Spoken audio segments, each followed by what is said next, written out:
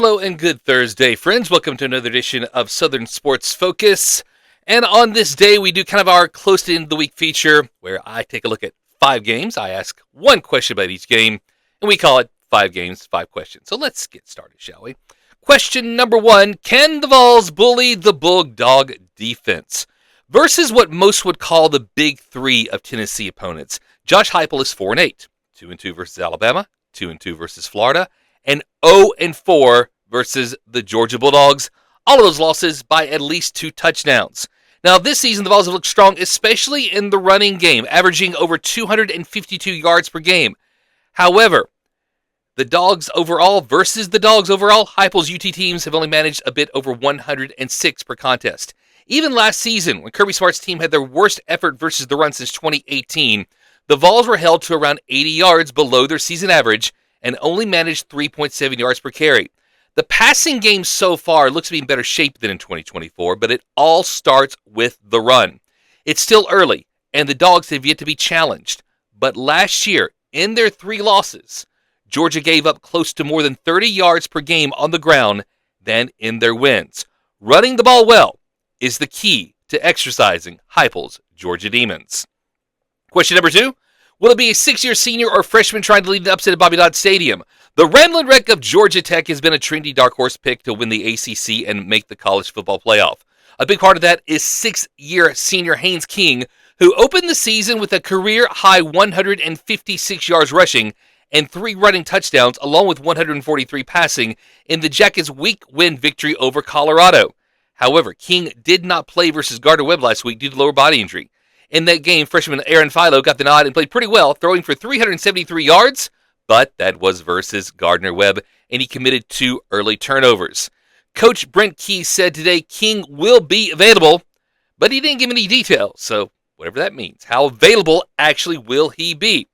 Clemson, in their first 2 games, has looked very pedestrian and very vulnerable, but you have to think, for Tech to take advantage, they have to have an effective and healthy Haynes King on the field for the majority of the game. Next question. Could this really be it for Billy Napier? I'm hesitant to ask this one because would Florida really pull the trigger this early? Maybe, maybe not, but consider a few factors. He has lost all the goodwill that he built up in 2024 with last week's loss to South Florida at home. DJ Lagway is not developing. Now, yes, we must recognize that he's been set back by injury. Maybe he didn't get all the reps that he might have needed in spring and fall camp. However, he looks like he's regressed. He has some accuracy issues, the same poor decisions with the ball, the same reckless throws. And there's just too much talent for them to be playing like this. It's a team that has a roster that has enough ability to be in the hunt for a playoff berth. They are undisciplined. They are sloppy. Touchdowns, called back on penalties. 2 penalties in the South Florida game winning drive, including that one penalty, you know the one I'm talking about, the spitting incident versus Brendan Brett, the stupid spitting incident by Brendan Brett. In that game, 11 penalties for 103 yards, and Billy Napier is just stubborn. He insists on being the man to call the plays on offense, and his offense, predictable, unimaginative, and he will not change, and that is bad for Florida. And next up for the Gators, a trip to Death Valley versus LSU in one of the most underrated rivalries in college football, and it's Death Valley at night. Now, I'm not saying that Napier has to win this game to keep his job.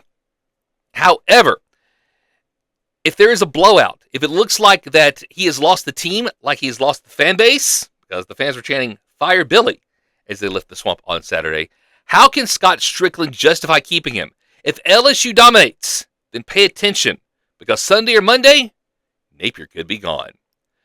Our next question, 5 games, 5 questions. Can Texas A&M find their rushing defense? Last season, when the Aggies faced the Irish in College Station, Notre Dame ran for 198 yards and averaged 5.8 yards per carry. That cannot happen this time if Mike Elko hopes to have a different result on that scoreboard.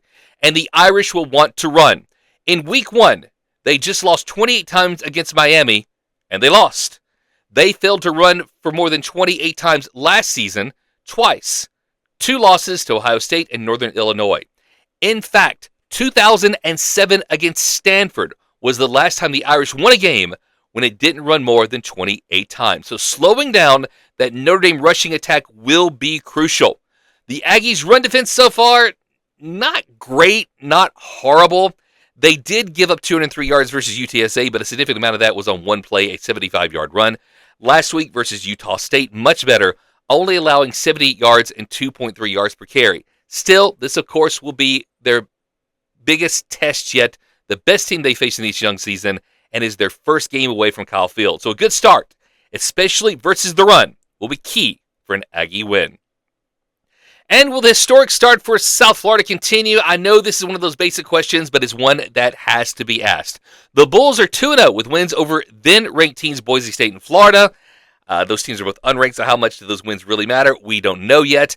However, big wins for that program, and now they go to Miami to take on the Hurricanes. But unlike last week, they face a team with a veteran quarterback, a team that probably won't commit over 100 yards in penalties in a tight game, and a head coach that, while, he's had some clock management issues in the past, he will not call his own offensive plays in a painfully predictable fashion. In other words, this is by far the best team South Florida has faced yet, and one that is unlikely to self-destruct, making getting a win a lot more challenging. So those are my 5 games, 5 questions for Week 3. What do you think? What are some of the questions you have? Let me know in the comments, and have a great day.